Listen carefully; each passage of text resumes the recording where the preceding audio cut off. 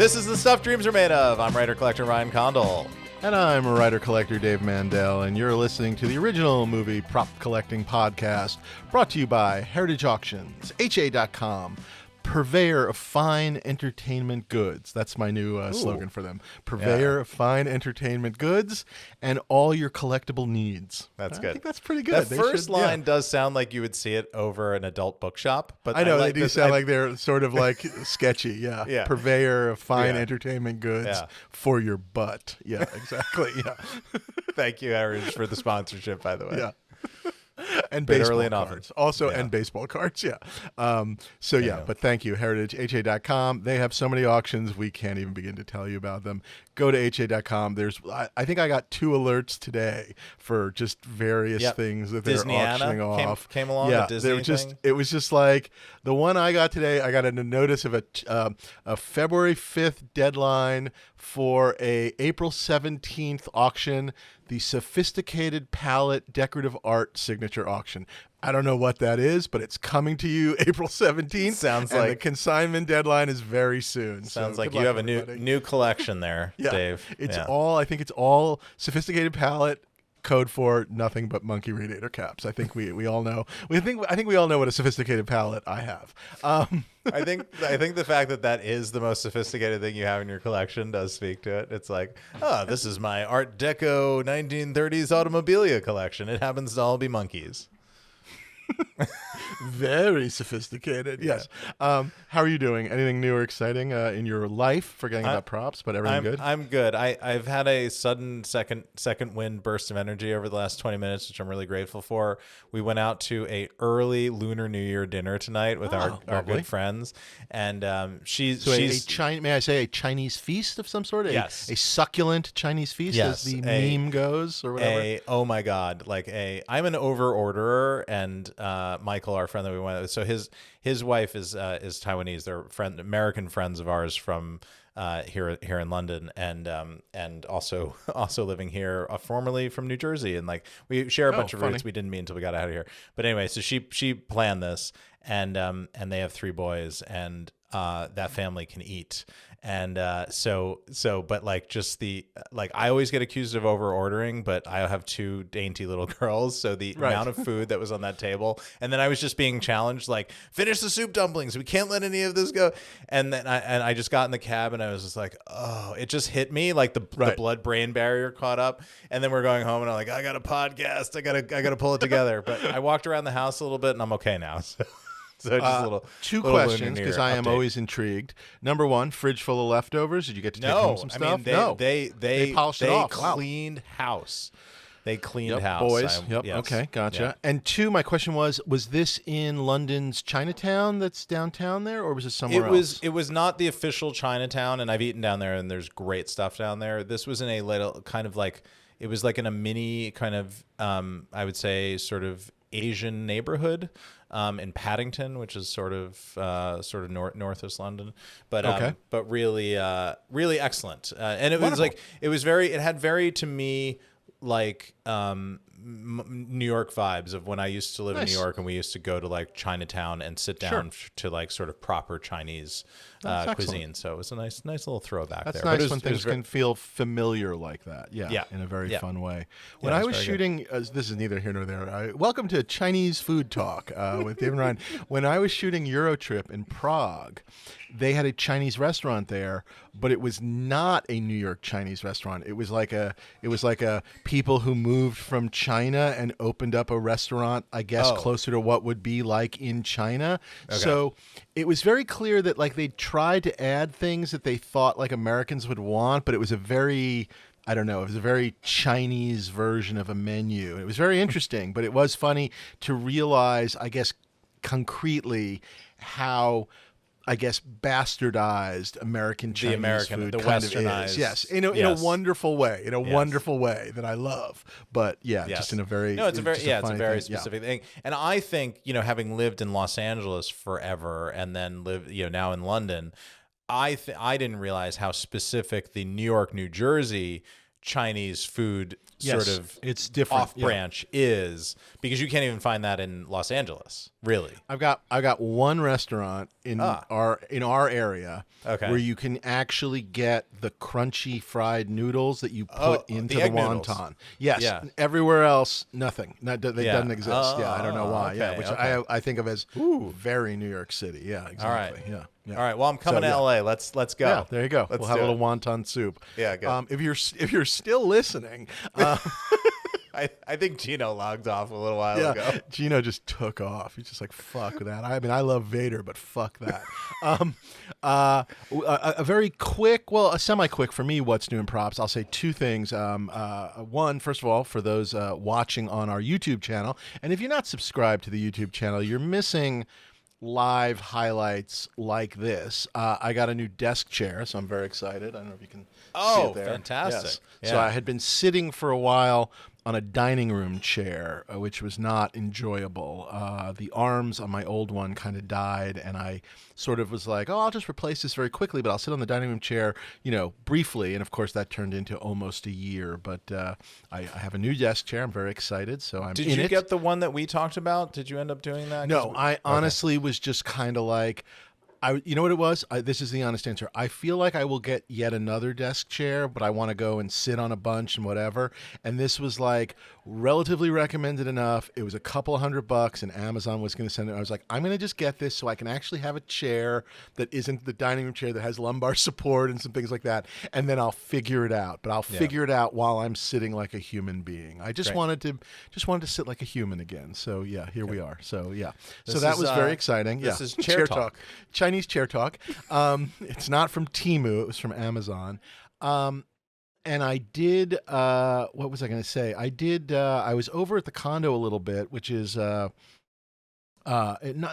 giant revelations or anything. By the way, connected to the condo and things leaving my condo, we should mention the big guess Ryan's big purchase, the biggest purchase he's ever made. We're having a contest. Send in, email us. What's our email? What's our email? dreamsaremadeofpodcast@gmail.com. dreamsaremadeofpodcast@gmail.com. Send your guess in.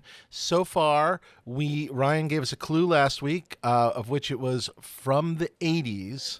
And we've got another clue this week. Ryan, do you want to hit us with the clue? And remember, you're going to win something from my condo. I don't know what it is. Might be something in a call sheet related, but I'm not guaranteeing that. But something from my condo. And this week's clue is of what Ryan bought. Biggest purchase ever. It is or is not from space. So you got that and the 80s. I mean, that could be fucking anything. It could be fucking anything. Yeah. So please send your guesses in. But I was over there gathering, believe it or not, a couple of things that I think are going to at least go into the pile of like this should be auctioned off kind of a thing. Like just kind of, it's really been going through like the flat file drawers and seeing things. And it's interesting. They're from the earlier days of my collecting. Like, and some of it is a lot of paper goods and stuff where I'm like, this is interesting. I don't need as many examples, et cetera, et cetera, et cetera. So that some of that has been, kind of going on, and I've been making, excuse me, I've been making these piles and whatnot. But of course, as I'm making the piles, then of course I'm also bumping into stuff where I'm just going like, oh, that's actually really cool. Like, when did I get that? So it's of course working both ways in a very bad way. And I found a couple of these just great, early 80s Dungeons and Dragons posters that I had forgotten that I had bought. So these were like things that like the TSR company would send to stores. And I knew I bought them, but I'd forgotten where I'd put them. And of course they're not in frames, so I'm getting those framed up. So that was all very, very, very exciting. Is that a better find than 700 Jackie Chan posters? Random Jackie Chan posters, which by the way, I just got a thing, I think from Profiles No, sorry, profiles, Jesus. From Prop Store about some poster stuff I'd given them, and I had dumped those things there, and they didn't make the cut for the new auction. I'm like, where are the Jackie Chan posters? Like, I want those gone, and they have to go into an auction before they can be gone. So apparently nobody wants those things. Nobody even wants to sell them. So yeah. And more progress, by the way, in Gino adjacent news, the wonderful Bob Farmer, and I'll put up a couple of pictures up, and I'll share them with you too, Ryan, is doing just some wonderful work tightening up my pulse rifle and kind of adding the missing magazine bottom piece plate thing at the bottom. Yeah, butt. That's BUTTE, purveyors of fine butts.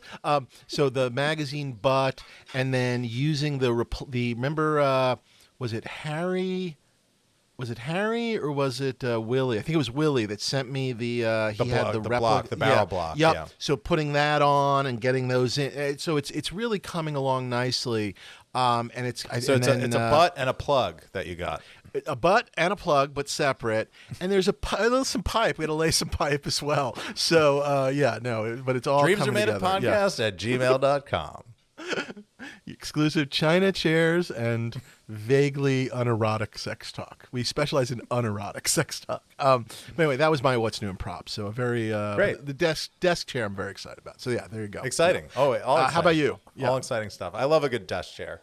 We spend so much time at these stupid things. It can really transform your life. So I, though we've already spoiled our guest. Yes, I think they saw they did see the title, the listing and the on the podcast. That's why they're listening, and the title and all that.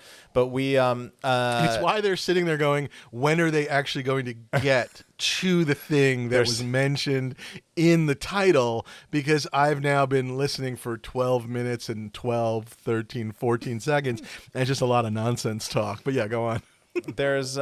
They're skipping ahead 15 seconds or 30 seconds at a time, depending on their podcast app. But I think I've talked about this a little last season, but it's moving ahead. I'm fully enlisting the great Gino Sabatino in recreating my mannequin for my Dallas spacesuit from the original Alien, which is very exciting. Gino makes incredible mannequins, as we've seen from my the wonderful work Stormtroopers. In David's Condo, and it never quite got there. COVID hit, and I couldn't really get it dialed in. Then we moved, so it got disassembled and thrown into storage. But I was able to add all. By the way, it didn't look bad in any way, shape, or form. No, it just didn't before it went in the box. But it was not. It was dialed not. In. Yes, exactly. It was not to your own standards, dare I say. Yeah. Yes. So, I sort of offline, I showed a bunch of the stuff to Gino, and I said, here's what I'm thinking. This is what I want to do. You have a really wide time horizon because I'm not going to have this sent out to the UK. I just want it ready when I come back to the US. So he has, in theory, agreed to take this on. Now we're going to bully him on live into this. And but I'm excited. So there's a kind of a new project. We're going to sort of figure out, what this looks like, how this looks, and give him some time to do it, because I think, as he will probably speak to, I think this is the first kind of big mannequin project that he would be taking on at this sort of capacity for a big original prop that isn't actually Star Wars related. So it's a little out there for him, just in terms of the type and material. But I think that's what makes it fun and interesting, right? New project. I would really laugh, and I may have to talk to him about this, which is that to have him work on it for 2 years and make 2 of them. Okay, so there's one that's like perfect, but then he makes this other one that he sends to you that just seems like it was made by like some sort of like mentally deficient lunatic, where the idea that somehow if it's not Star Wars, he doesn't it can't hold it together. Gino, why does it have 3 arms? And it's just like, well, it wasn't Star Wars, but anyway, so that when it shows up at your house, it's the worst thing you've ever seen. The boot is on the head, and the helmet's on the foot. And Gino's really proud of it because it's his first non-Star Wars project. And then later he reveals the really good one. So I thought you were going to go that he was going to make another mannequin and send it to Gina's friend in in the deeps of Ohio, and they run over it and destroy the aliens. They just destroy the armor. Yeah, exactly. Be gone. But the reason he's here, we'll bring him out in 4 seconds, is we're going to do a really cool Darth Vader deep dive. And this is something we would plan for last season and just never quite got to it, and really wanted to get it going going early this season because I think everyone enjoys these deep dives. And Vader is such a great costume and interesting. And not that we're going to get into a lot of it, but obviously they're still making Vader costumes. I mean, I wouldn't necessarily want one of the ones they're making now, but they are technically still making them because Vader continues to obviously appear. But truly one of the just all-time great sort of, I don't know, just, costumes of all time. I mean, just iconic. So with that in mind, for the Darth Vader deep dive, let's bring on out our friend of the show, Gino Sabatino. Gino, hey guys. Hey Gino. Hey Ryan, I was thinking for your mannequin, I was just gonna get like one of those like mid golf swing mannequins that I don't have to do anything, just ready to go out of the box. Yeah, so, but just Neil Armstrong, he hit a golf ball in space, right? Like, you remember that scene from they got down to LV 246, and they was like, "I'm gonna hit a golf ball, one small stroke for America." Yeah, no, I mean, I'm not a golfer, but I mean, like they cut the film so that they just showed them going into the alien derelict ship, but they were messing around down there for a while. They planted an American flag. They hit a golf ball. They jumped around, hit a golf ball. They played zero-G beach volleyball, Top Gun style. You made my case for me. I don't have to. Great. Let's do it. I'm excited. But Gino, are you willing right now on air to commit to doing Ryan's alien thing? All right, yes, we want to. Yes, you've got about 2 years to finish it, which I think is good. Yeah, it's perfect time frame. Yeah, 2 years. So in 1 year and 364 days around midnight, you can start this thing. Shooting days are included in that week also. Correct. By the way, this is apropos of nothing. I FedExed the pulse rifle to Bob in your neck of the woods, and it was supposed to be overnight, and it didn't come overnight. And when it did show up, the gun was fine, but the box had been beaten the shit out of. So I don't know what is going on in Ohio FedEx. Yeah, I was actually on a snowboarding trip when this all happened, and he texted me. He's like, "Dude, you're never gonna believe this," and it was like a text with a picture of the tracking, and it said like Tennessee or something. Yeah, just like went somewhere else. Yeah, David's never going to FedEx anything out this way ever again. He's had 2 strikes now, and he's not going to go for a third. So I was like, I mean, it was funny. Before I stuck this into the FedEx, even though I knew that I had the insurance for it, I reached out to the insurance company and confirmed, just because of the FedEx of it all. Just like, I don't know, but just like really, well, we'll talk about future projects, but perhaps not FedEx anymore because it was. I knew it. Well, there are other ways of shipping, but my Lord, it was really, really. I mean, again, nothing was bad, but it was just like, what the fuck? Yeah, just what's going on? Anyway, so that was very funny. But yeah. And before we jump into Vader, there was something that David and I were lucky enough to see sort of in preview mode a little while ago. That you're going to get to be our first guest ever, where we get to kind of do what's new in props for you. Yeah. You did an incredible restoration job on an Empire Strikes Back Stormtrooper helmet that originally sold. Where was that one? Was that in? That was a heritage. It was a heritage auction. Was that from the John what's his name collection? It was originally sold. So it was originally owned by John Mallow, the costume designer for. Yes, a million years ago. Yep. Okay. 2003, it sold in Christie's to another private collector that isn't part of our community, and then he put an auction at Heritage in 2022, I think, and then that's when the current owner acquired it. Yeah, he put it into auction. It was like it was their big auction right before I think the Greg Jean stuff was announced, if memory serves. Yep. Yeah, a longtime collector sold off a lot of the highlights of his collection, including this Empire Stormtrooper, and we'll put some pictures up. My Solo Blaster came from that auction. That's right. It was a really nice auction, and there was a sense I think he was trying to get rid of stuff before the Greg Jean auction, maybe like worried that like no one would want his stuff if they saw the Greg Jean stuff. Who knows? But it was good stuff. Money. But the Empire helmet, how does one say this? It was not in the best of shape. I mean, I think that's a fair way of putting it. It was a little rough. It was certainly, from my eye, it was a little rough. Yeah. So it was actually condition wise, it was actually in really great condition. It was just, it had for reasons unbeknownst to us, it had a layer of this really dull, flat white paint, kind of like whiteout flat paint that was just hand painted all over the whole thing. And it kind of disguised it to make it look like it was just really like in really bad shape, horrible. And so after, like, you know, seeing it in person and like doing a little test on it, like, we kind of come to the conclusion that, hey, you know, like, we think that the original gloss white paint is underneath all this. Oh, fabulous. Okay. All white stuff. So once, you know, we started. Sorry, really quickly, Gino, any idea in terms of a timeline?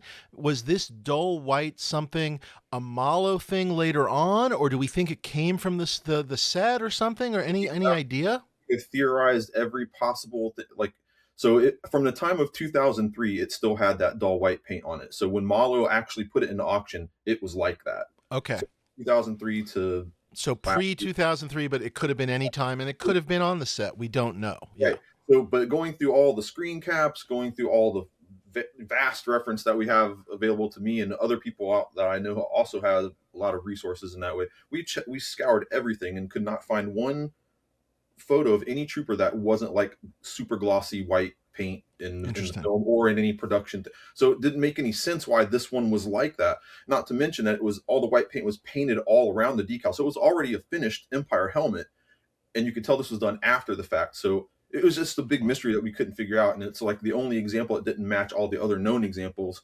So the owner, the current owner now, he made the calls like, yeah, like, go ahead and see if you can get it off. And and you know that white paint doesn't really like to stick to that green plastic at all. So it was a real painstaking and nerve-wracking as going along, just like, I don't want to take any paint off that's going to take the original paint off.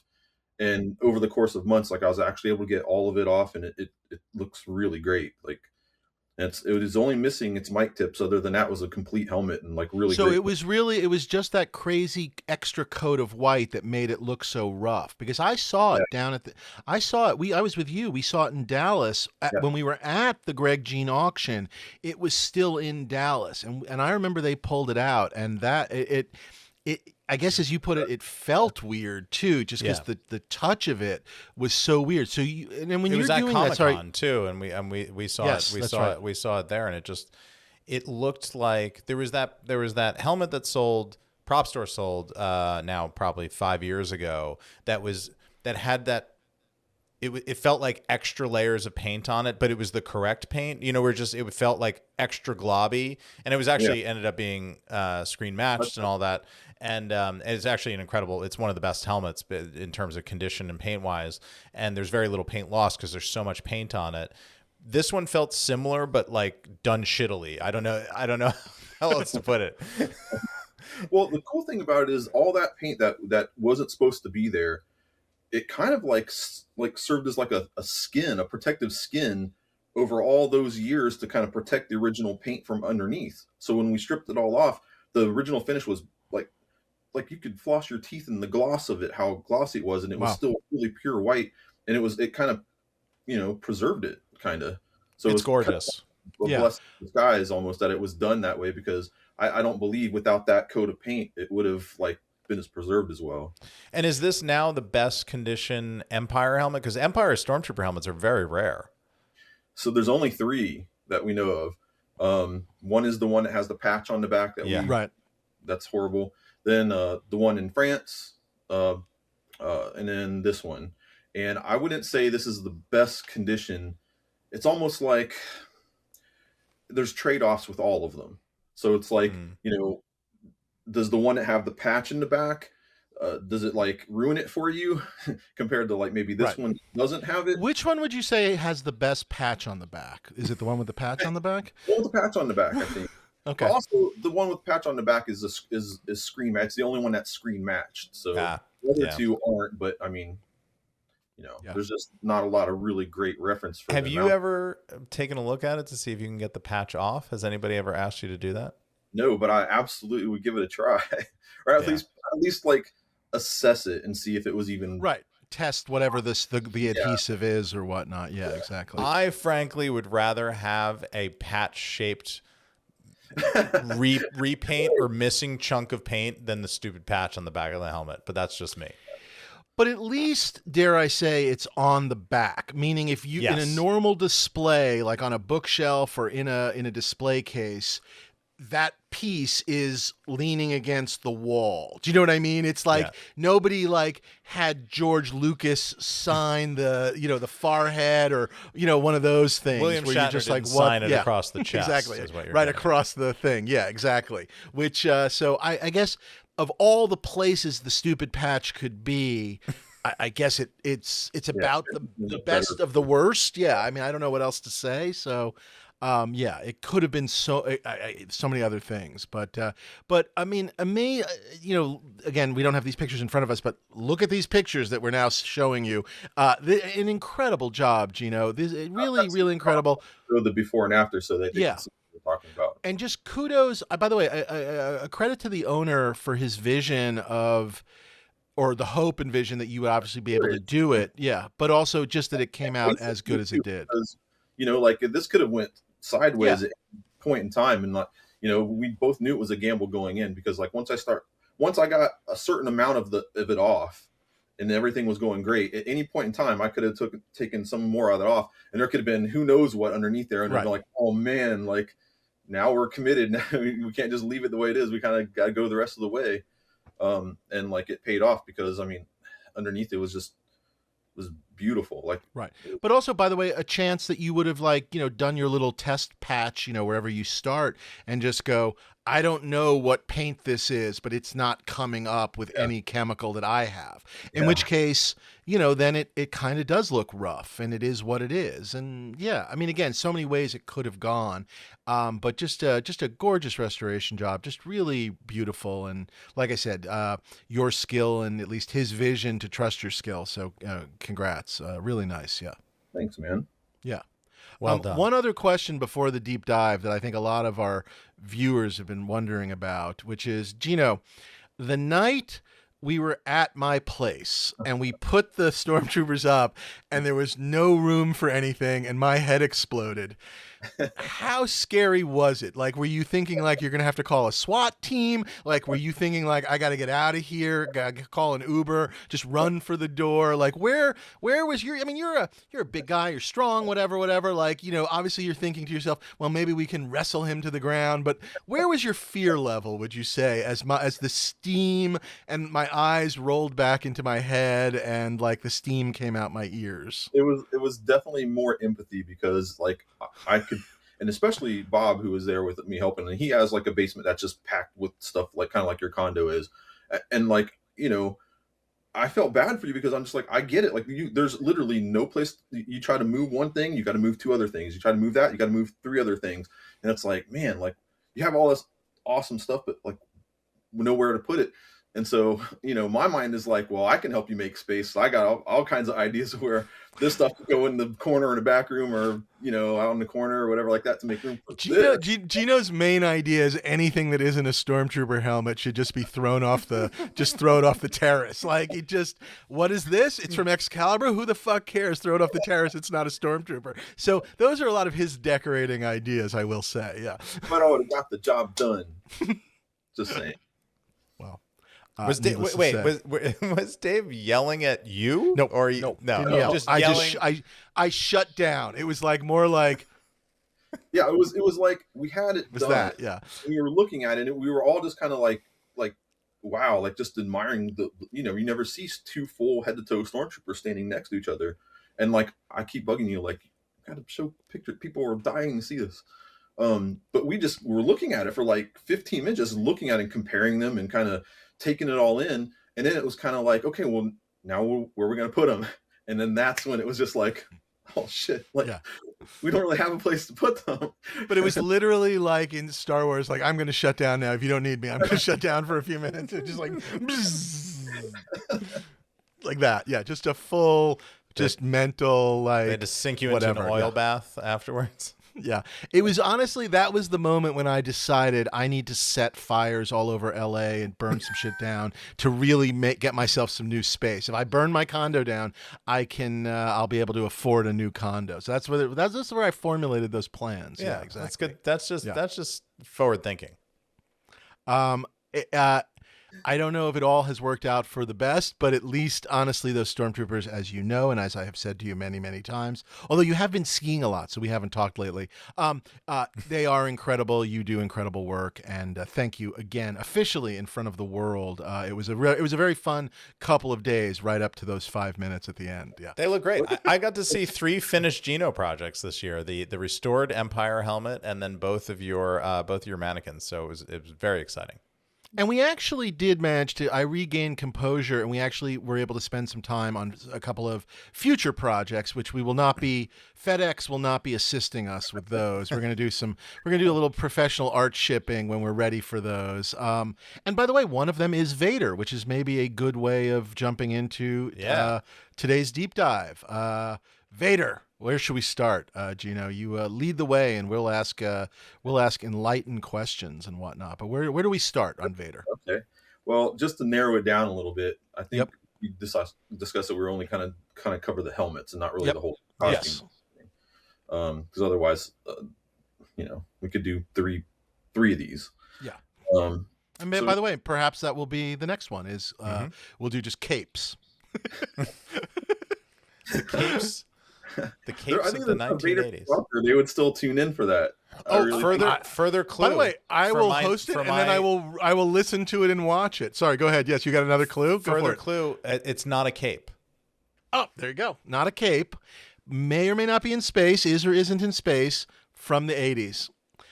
I'm going to guess a cape. I know you say it's not a cape, but I'm going to guess cape. I think you're throwing a curveball. But that's what just, somebody with a cape would say? Exactly. So, Vader helmets... where do we start? Should we start in samurai times? Yeah. So just, I went ahead just like the last time, and I can't do this without having images and pictures because I just need them. And I feel like it's really hard to if you're just listening to this, I encourage everyone to get on YouTube and watch the thing so you can see all the images. Cause some of these pictures, I don't know if maybe no one's seen before, or at least maybe only a small amount of people have seen. So might be worth checking in.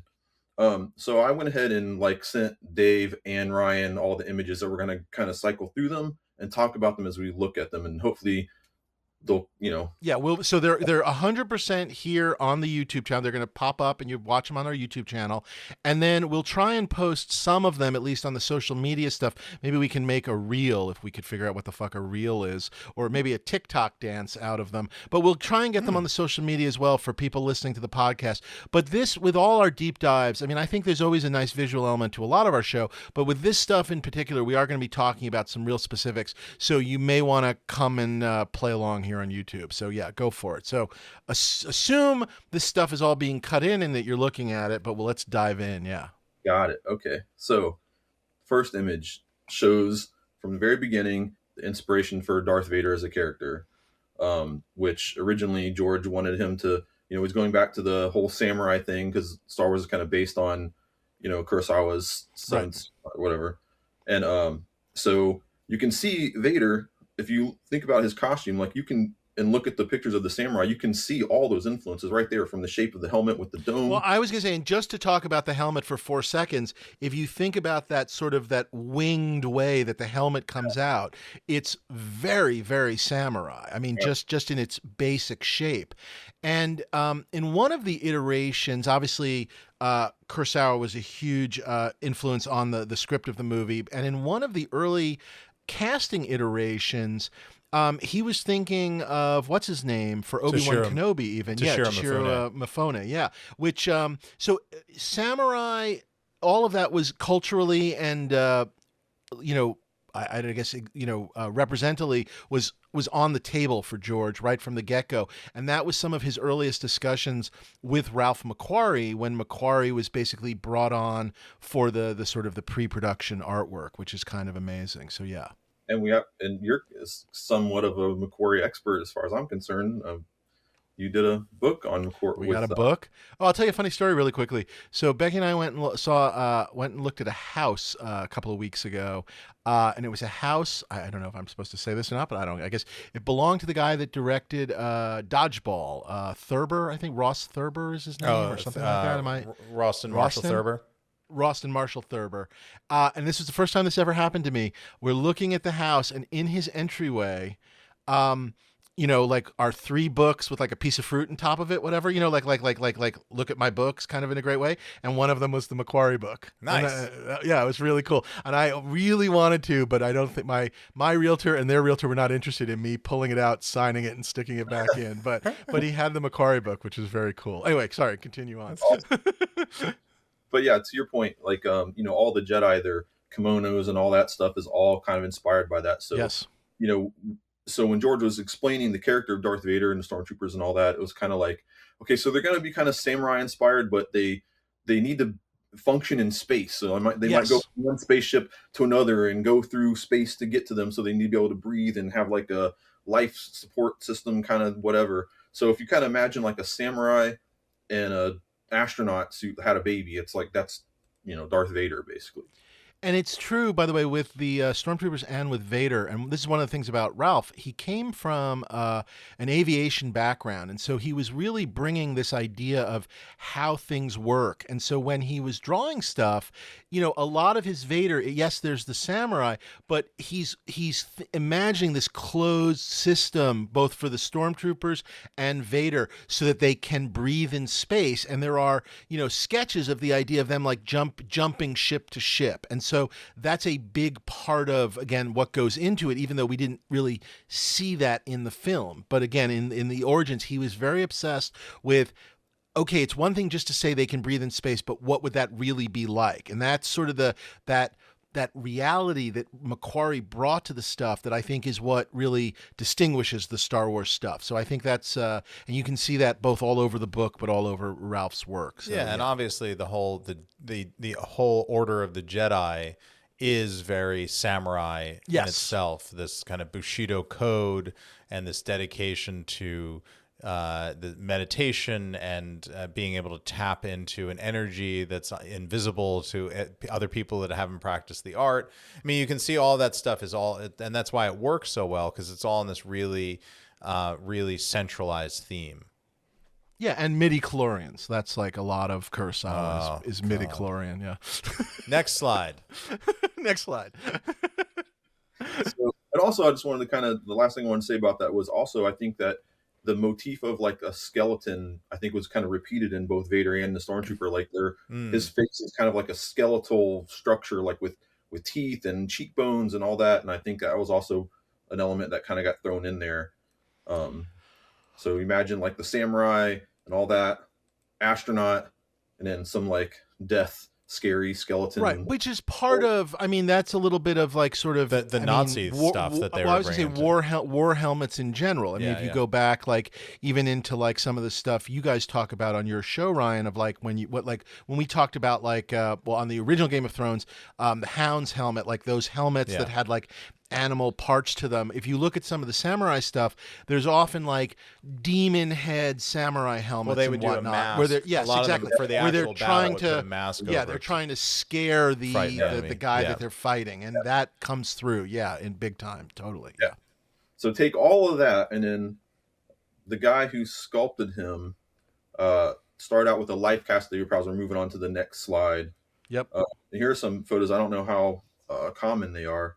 But this was really wonderful. I'd never seen either of these. Before. Yeah, they're really exciting. Yeah.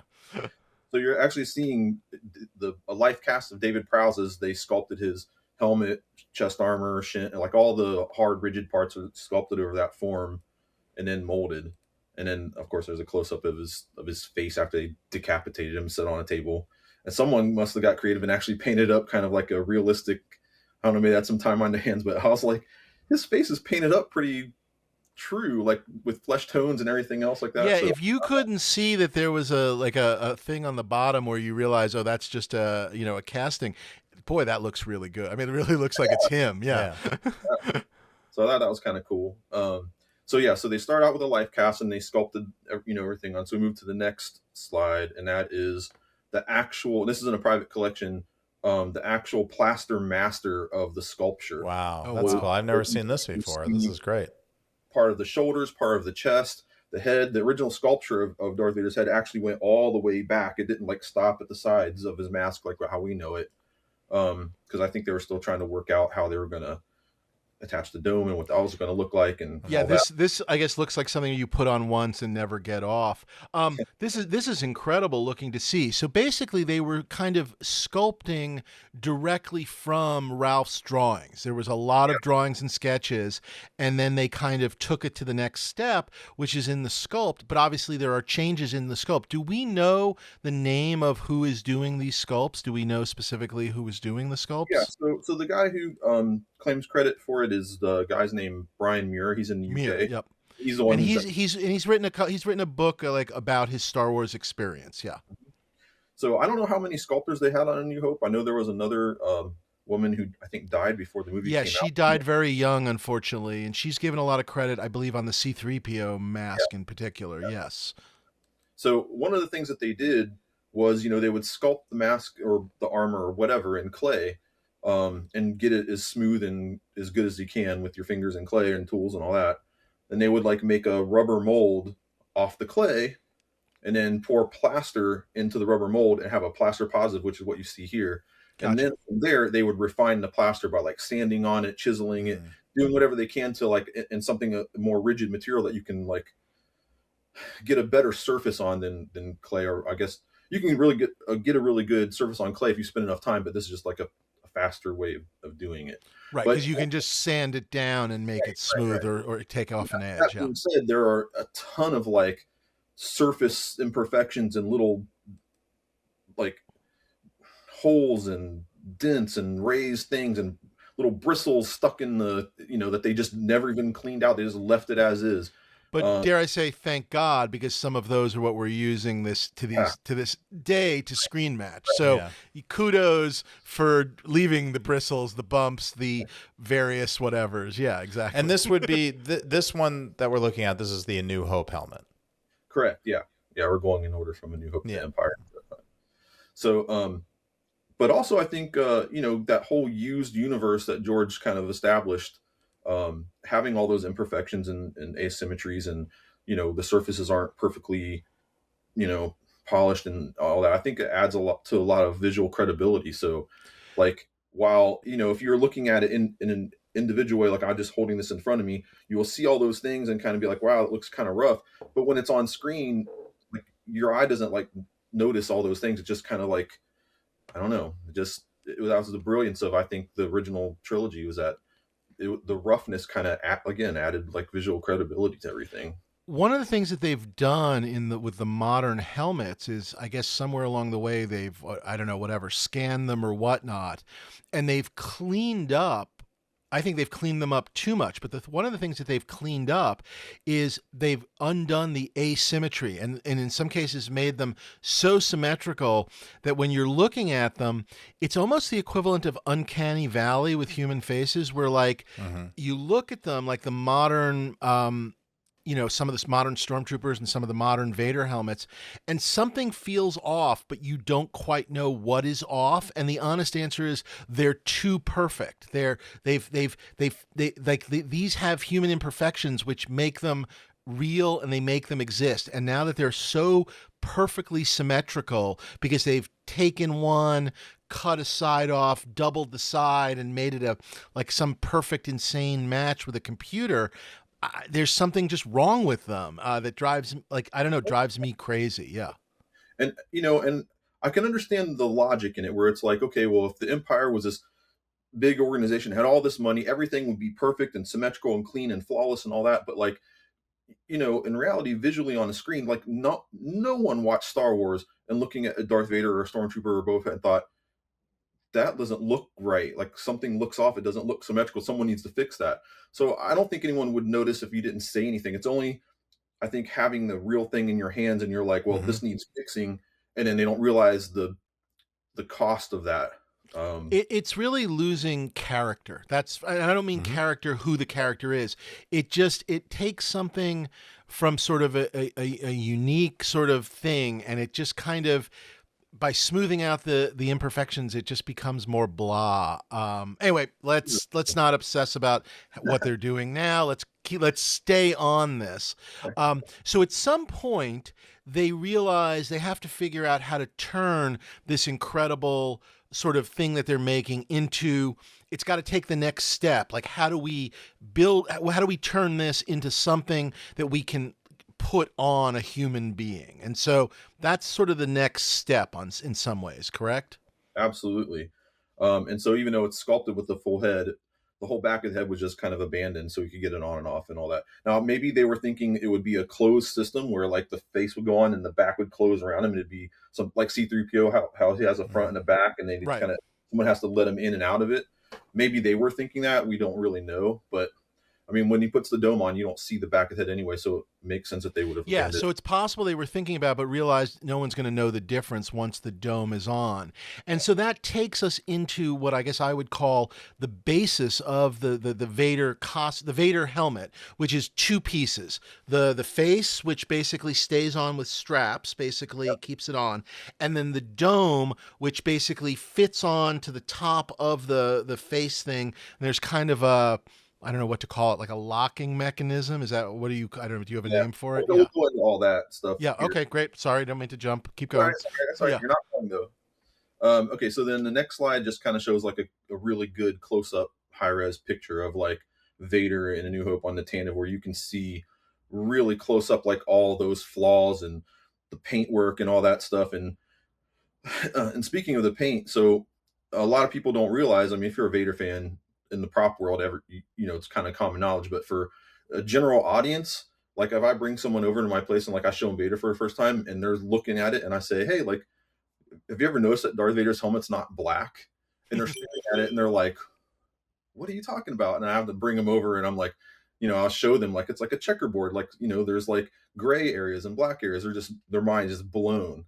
And then once you see it, you can never unsee it. So, and the whole reason they did that was because when it was all black on screen, all the shapes and everything would just kind of like fade into one big blobby black thing. So they kind of cheated it by painting like fake highlights on all the different areas to kind of like trick the camera into thinking that, you're kind of seeing like highlights and everything. So, good trick, because it really does work. But yeah. How many A New Hope helmets did they make, Gino? We have no record of that. I mean, we've heard rumors that they made 3, but we've never seen any evidence to the other 2 or any other ones. And through the movie, there's only 1 used on screen through the entirety of the movie in every scene. So we think 3, but basically through the movie, it's the same helmet over and over and over again. Yeah, gotcha. There's only 1. So like the paintwork on the first helmet is pretty rough. Like it's all painted with a brush. It wasn't spray painted. And I think that the reason that they did that was because they wanted the metal to look like brushed metal, like when the highlights hit it, as opposed to just like a solid color. Because otherwise, in my mind, I'm thinking there's no reason why you would brush paint it. I mean, I guess if you're just that lazy and that sloppy, I mean, you could just spray it just as easy. So I had to think that there's got to be some type of like there has to be a reason, because spraying would have been would have been quicker and whatnot. But that's interesting. Brushed metal. I didn't think about that. Okay. And then all the scratches and dents and all that stuff like that, I think also, I believe, were intentional distressing, because I think a lot of times people discuss it and they say, well, this is where it got banged up throughout the film and this and that. And I think there is some of that, but I really think that even day one of shooting, like they had already distressed the helmet and put like scratches and chips and all that kind of stuff. Universe. Yeah. Which is something that kind of changes going into the next films and stuff like that. But in the first film, I mean, he's just really, his whole costume is just kind of beat up from like day one all the way through. So yeah. One of the other weird features about that, the New Hope helmet that's not on the other ones, is one of his tusks, the little metal, we call them tusks, the little metal tips that are on the front of the mask. Yeah, those little guys, yep. They distressed one black. It's like grimy black, and then the other one's still like perfect silver. And it's kind of a weird little thing, but it's on the New Hope helmet and not on any of the others. But I do think there is something to be said for, like, when you're meeting Vader, he has been a badass for whatever. We don't know how long, but this idea of like, you're meeting this guy, he's been killing people for 20 years and his outfit shows it. Yeah. I like that. His tusk is dirty. Yeah. One of them that he dipped in blood. That was his thing. He'd like to. Maybe he writes with it. Maybe he puts his into the thing. He used to have this annoying habit when he would speak in meetings where he would just kind of touch it as he was talking. Like, so I was thinking we should, and it just kind of got a little dirty from years of doing that. Yeah. Tariffs. Okay. Some of the other things about it that are different that separate it from the other helmets is it has the sharp little widow's peak on his forehead, on his dome. Yeah. And he has the chin triangle underneath his teeth is a little tiny little triangle there, which actually has a functional purpose. Is that's how the actor would look through to see their cue on the floor to know where to stop. Like, they put the tape on the ground, like they set up all the lighting and like they got to stop on their mark, whatever. And that's because when you're wearing that mask, all you can see is straight ahead. You can't see anything down without that little triangle there to look down through. And so, and in later movies, they kind of enlarge it so you could see better. So somewhere along the line, it became a misconception that his lenses in the first film were red. And the reason that is because of a couple things. One, they were actually just like a very lightly smoke tinted plastic. And what you would actually see if the cameraman, or not the cameraman, but the lighting guy had the light where he would like turn his head and the light would kind of shine through in the wrong way, it would highlight his whole face and you would see the flesh tone coming through the clear of the lens and give it kind of like a reddish kind of tint. But in this next slide, you can actually see the helmet like laying on the ground with the smoke tint just kind of laying there. And then the middle picture shows like him in the TIE Fighter with the red light coming up. And it actually does look really red in that. And looks very red there, yeah. But even in the one on the third one is sort of an example where it looks a little red because the light's just kind of hitting it, yeah. But it's not a red light, yeah. Right. Oh, interesting. It's this flesh tone kind of coming through the lenses. But because of that, like they've made toys that way, all the way down into like when they made some of the new Darth Vader costumes for some of the shows and the movies, like they thought he has red lenses, so they actually made them red, like really, really red. And I don't think people realize. Yeah, that pops up not only in the toys, but also in like some of the comic book adaptations where he just has like these like glowing red eyes, which, yeah. That is a side effect of drinking too much blue milk. Not a lot of people know that. Red eyes, blue milk. Yeah, that's true. Very true. It was like a German toy display, like it kind of looked like the Darth Vader collector's case kind of. Right, but it was a store display that said like Kriege whatever, the Star Wars name, and it was electronic and it plugged into the wall and it was glowing red eyes basically. Yeah. Cool, you know what I'm talking about. I've got 3 of them if anyone would like 2 of them because I don't know why I have 3 of them and I feel like 1 may be enough but also possibly 0 is enough, so I think reach out to the show. Plus or minus 0. So the next slide actually to answer Ryan's question, like is it still out there, does it still exist? And the answer is yes, it actually is in a private collection. The guy in France who has a really big Star Wars collection, has some really great stuff in it. This is one thing that I would love to see in person. I'd almost go take a trip over to France just to see it if I was ever invited. But it's amazing that it still exists. Only the face mask, but we have no idea what happened to the dome. Okay. It just was lost to time. I have a theory about, I think, what happened to it, which we'll get into when we kind of touch on Empire. But just the fact that it's still there. So that is the Star Wars screen matched face mask. The tusk is black still, everything as you described, the original kind of a thing. So in this slide, the photo on the left is a picture like right after filming. I think this was taken at Dawn Post and there's other photos with that show a picture of Chewie's mask and a Stormtrooper helmet and a C-3PO helmet, and I think they sent them to them for reference to make those the toy masks and everything. I just was looking online. You can see it at the sciencefictionarchives.com. That's the website of this collection. And it looks like the tusks have broken off is what it looks like. I believe that's what I'm looking at. On the left was like right after filming. On the right is kind of like, I don't know, maybe 5 or 6 years ago when he made the book. This picture is actually from his book called Objects Through Myth. Which is a wonderful book also if you don't know it. Yeah, it's pretty incredible. So yeah. And the tusks are broken off. That's one of the areas that are on Vader helmets are really susceptible to breaking because they're already thin fiberglass as they are, and to put those tusks in you have to drill a hole, making a really thin little wall thickness around there. So anytime those tusks, like if it tips over or tinks up against something, they just break right out like really, really easily. So it's a very common thing amongst helmets to see that. But still, that aside, it still has the original attachment method on top. There's these 3 little plastic tabs that are kind of like think of like Lego and Velcro mixed together. And they had corresponding tabs on the inside of the dome that they would actually lower the dome, and they would kind of click into position. And every time they would put the dome on, if you didn't have it aligned right, it would click in the wrong position. So sometimes you see Vader with his dome kind of up, sometimes it's kind of crooked. And it's one of those things that the person who was responsible for dressing him always had to kind of take great care in making sure they kind of lined it up straight when they popped it on. And it was actually a very unreliable attachment system that they kind of changed with going into the next movie. So this was the original attachment.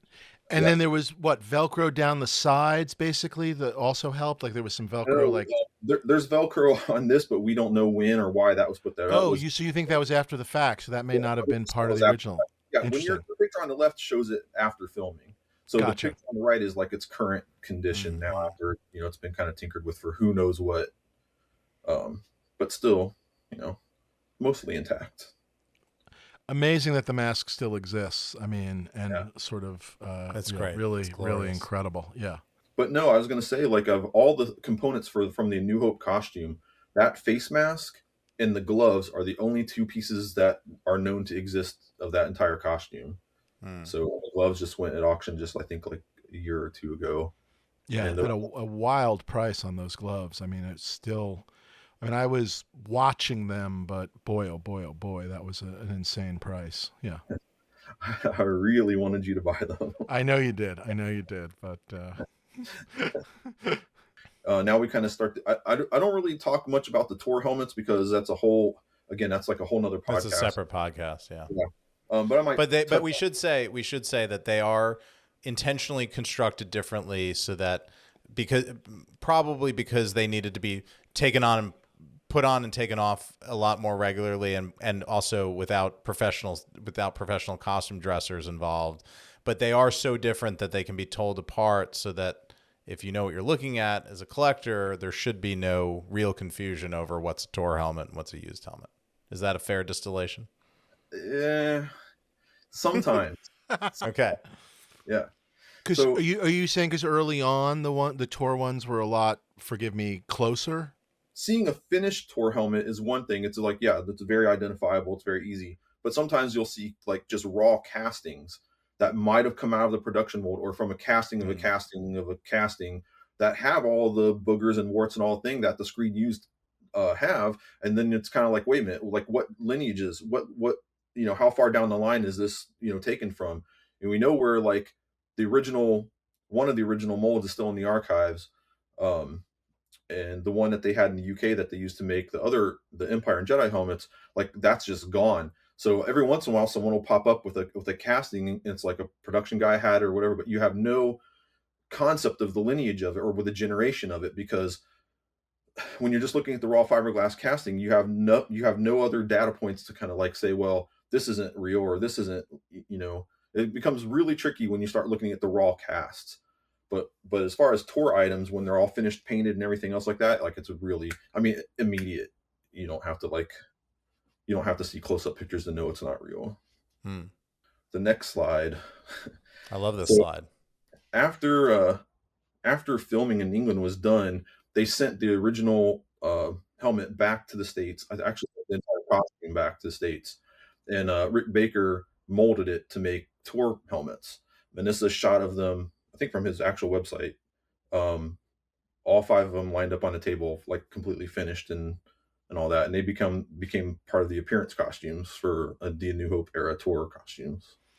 So a question, Gino, in the sort of post Star Wars, pre-Empire appearances of Vader, such as on the Academy Awards or things of that nature, that is the single one costume. That helmet matches the one helmet we know about. Yeah, the one that's like the real. That's still the real. Yeah. Wow. So probably the holiday special as well. Real Stormtroopers and all that. They just they had them sent back over to the U.S. and they just like used them for all that stuff. Sure. Like so the costume did at some point came back to the U.S. Obviously, we don't know what happened to it, but it did come back. So it was used for those things. Yeah. So there's a guy named Bryce Eller, sometimes goes by Kermit Eller. And I'm sure you've seen pictures. Anybody who's he was the guy that was the original appearance Vader guy, right? Yes. And he had a costume that he sold off a couple of years ago that was an early appearance costume. Well, so originally he had the head to toe A New Hope costume.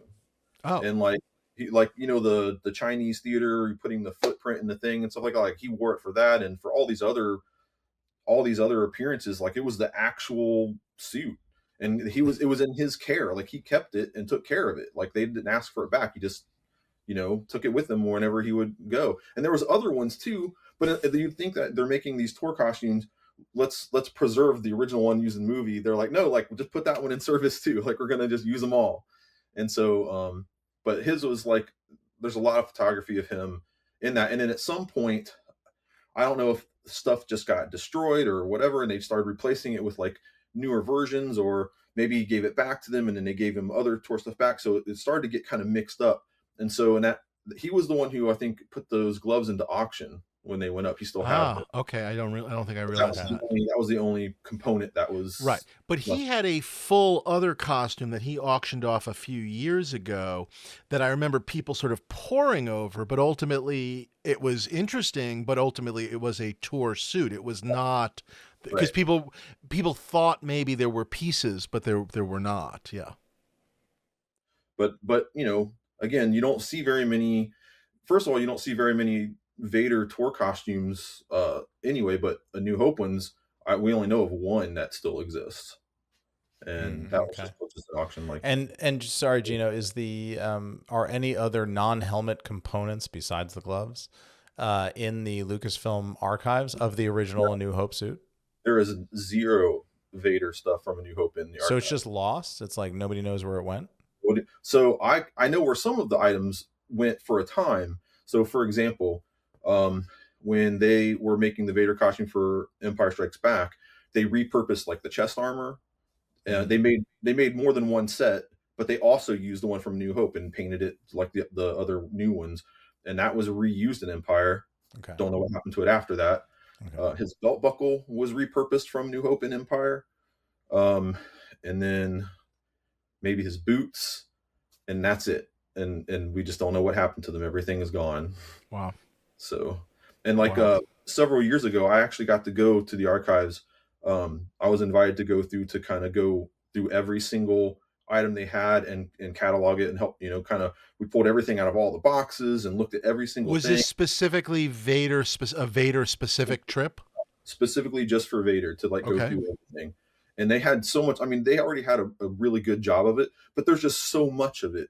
And again, like some of it is, unless you're someone who's dedicated way more time than I'll admit to like knowing all the differences and all that, like it was impossible for them to like look at one cape and look at another one and go like, which is one of these screen use? Is this a tour? Like they all kind of, but we went through every single thing. And like the only thing that they had from Empire, they had the original chest box from Empire that was repurposed for use in Return of the Jedi, but it got completely decimated. It was just totally all the buttons taken off and made into like a makeshift Jedi box.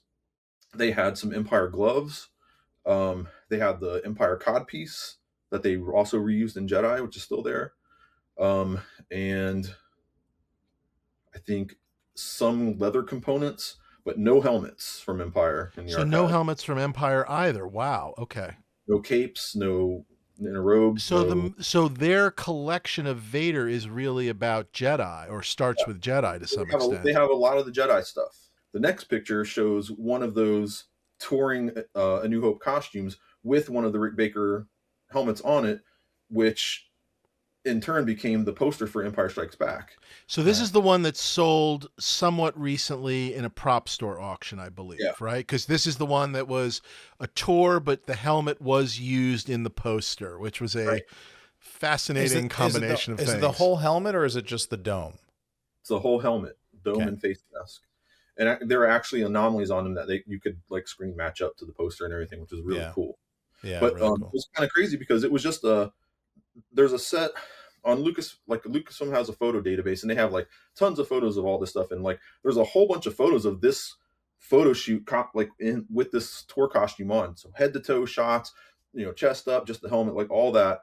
And they just literally took one of those photos and then did their magic to turn it into the poster. That's how they did it. And like if you look closely, like you can see, well, that is the New Hope helmet. It's not an Empire helmet, but we didn't know. Wild. It's Vader. Is the assumption that they probably used this helmet because at that point the other helmet was the Star Wars helmets maybe were already gone, or maybe that this was just as a tour helmet, I don't know, was the best condition one, which by the way seems to sometimes be their reasoning, which is they go to grab one and they look for the best. You know what I mean? The cleanest. And I don't think that's the case at all. Like those photos of those tour costumes were taken like way before Empire and all that. And so you think they just took the photo just randomly almost? Through their database of photos and were like, that'll work. We'll make a poster out of that one. That's a good shot, right? Wow. Okay. Wild. And a guy actually owns that helmet that's on that poster, which is pretty cool. That is pretty cool. All right, so we're going to take a pause there. We decided this one is so good, we're going to break it into two parts. We kind of thought starting out, we knew it would be a longer episode because it was Vader, but we figured because it was a sort of one topic thing, then maybe we could squeeze it into one. But it grew and grew and grew, and we didn't want to limit the discussion. We wanted to see it through to its natural end. So that means you guys have to wait until next week to hear the exciting conclusion, but it also means you get a nice full-length chunky Vader discussion, and it's really good. We miss doing these. It's been a while since we've done one of these really nerdy deep dives, so it was exciting to get into it. Isn't Gino great and knowledgeable? He's a madman. Dave's not even here. I don't even know where he went. He's probably still stuck outside at the SNL 50th reunion, locked out with the rest of the writers in the cold where they belong. But we will be back next week, and Dave will probably be here, unfortunately for me, being mean to me and interrupting me again and again. But in the meantime, you can follow us at Props Podcast on all social channels, wherever those may be and are. Subscribe to us on YouTube, watch us on YouTube, see me presenting all alone here in a different shirt. And then you can write us at dreamsaremadeofpodcast@gmail.com as always. Guess what my new acquisition might be? Here's a clue. It's not the Blade Runner gun. I appreciate all the guesses and asks. I really like that one. People know me very well as a collector. That is high on the list, but no, I don't think that one's getting shaken out of the trees anytime soon. But that is a very, very good guess. And I would say sort of hunting in the neighborhood, let's say. So there you go. But yes, join us next week for the exciting conclusion of our now 2-part deep dive on Darth Vader. We love you, and we'll see you then.